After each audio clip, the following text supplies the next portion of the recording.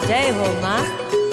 તારા ડુંગરે માનવ મેરામણ ઉભરાય ત્યારે જાણે તારો ડુંગરો ડોલતો હોય ને એવું લાગે છે માં. તારો જય હો.